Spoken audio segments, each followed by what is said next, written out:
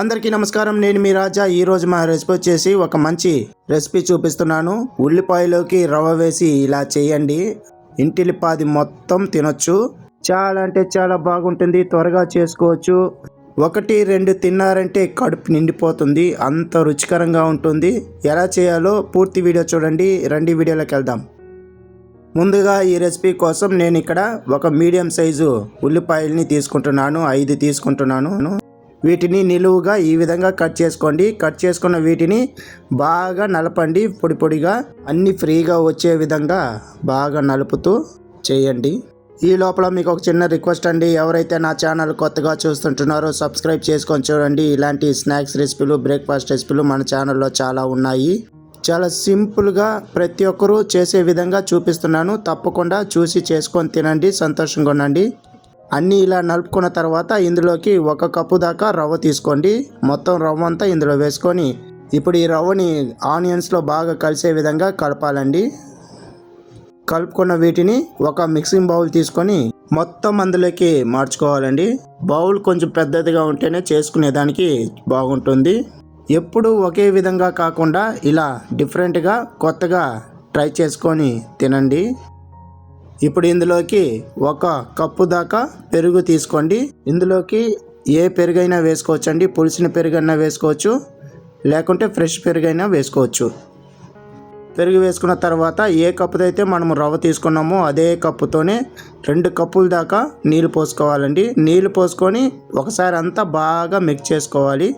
పెరుగు, రవ్వ, ఆనియన్స్ అంతా బాగా కలిసే విధంగా బాగా కలుపుతూ దోశ బ్యాటరీకి ఎలా కలుపుకుంటామో అదే విధంగా కలుపుకోండి. 2 కప్పులు మాత్రం పోసుకోవాలి. ఎక్కువగా పోసారంటే మరీ జారుగా అయిపోతుంది. అంతా ఇలా కలుపుకున్న తర్వాత మూత పెట్టుకొని ఒక 15 నిమిషాల పాటు వదిలేసారంటే రవ్వ అంతా బాగా చక్కగా నానిపోతుంది. 15 నిమిషాల తర్వాత చూపిస్తున్నాను చూడండి. రవ్వ అంతా ఎంత చక్కగా నానిపోయిందో. ఇలా ఒకసారి కలుపుకున్న తర్వాత వెజిటేబుల్స్ని యాడ్ చేసుకుందాం. 1 క్యారెట్ని ఇలా తురుముకొని వేసుకోండి. సన్నగా తరిగిన 3 పచ్చిమిరపకాయలు వేసుకోండి. మీకు పచ్చిమిరపకాయలు ఇష్టం లేదంటే చిల్లీ ఫ్లేక్స్ కూడా 1 స్పూన్ దాకా వేసుకోవచ్చు. 1 టీ స్పూన్ దాకా జీలకర్ర కూడా వేసుకోండి. అలాగే రుచికి తగ్గ ఉప్పు కూడా వేసుకోండి. నేను ఇక్కడ 1/2 టీ స్పూన్ వేసుకుంటున్నాను, కరెక్ట్గా ఉంటుంది. అలాగే ఒక 20 కరివేపాకు ఆకుల్ని తీసుకొని ఈ విధంగా కట్ చేసి వేసుకోండి. మొత్తంగా వేసుకుంటే తినేదానికి కష్టపడతారు కాబట్టి ఇలా కట్ చేసి వేసుకుంటే కరివేపాకు ఉందని కూడా తెలియకుండా తినేస్తారు. మంచి ఫ్లేవర్ ఇస్తుంది. ఇలా అన్నీ వేసుకున్న తర్వాత ఇప్పుడు ఇవన్నీ కలిసే విధంగా బాగా కలుపుకోవాలండి.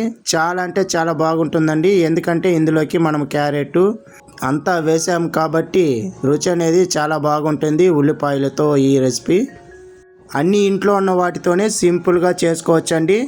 బయటికి వెళ్ళి వందలు పెట్టి కొనే బదులు ఇలాగ ఇంట్లోనే ఏమి లేనప్పుడు ఈ విధంగా సింపుల్గా చేసుకున్నా కూడా ప్రతి ఒక్కరూ ఇష్టపడి తింటారు. తప్పకుండా ట్రై చేయండి. ఇప్పుడు బ్యాటర్ అనేది రెడీ అయిపోయింది. ఇప్పుడు స్టవ్ మీద ఒక ప్యాన్ పెట్టుకొని కొంచెం నూనె రాసుకొని వీడియోలో చూపించే విధంగా 2 గరిటెలు ఫుల్గా ఈ విధంగా పోసుకోవాలండి. పోసుకున్న తర్వాత కొంచెం స్ప్రెడ్ చేసుకోండి. మొత్తము మంట వచ్చేసి సన్న మంట మీదే కుక్ చేసుకోవాలండి. 3-4 నిమిషాల పాటు ఫ్రై చేసుకున్నారంటే సరిపోతుంది. మీరు కూడా నేను చెప్పిన విధంగా చేసుకోండి, కరెక్ట్గా వస్తుంది. ఇలాంటి చిన్న చిన్న ట్రిక్కులు తెలియక చాలామంది కష్టపడుతూ ఉంటారు.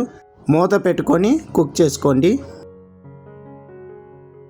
3-4 నిమిషాలు అయిన తర్వాత కొంచెం ఆయిల్ అంతా పైన రాసుకొని రెండో వైపు తిప్పుకుంటూ మంచి బ్రౌన్ కలర్ వచ్చేంతవరకు ఫ్రై చేసుకోండి.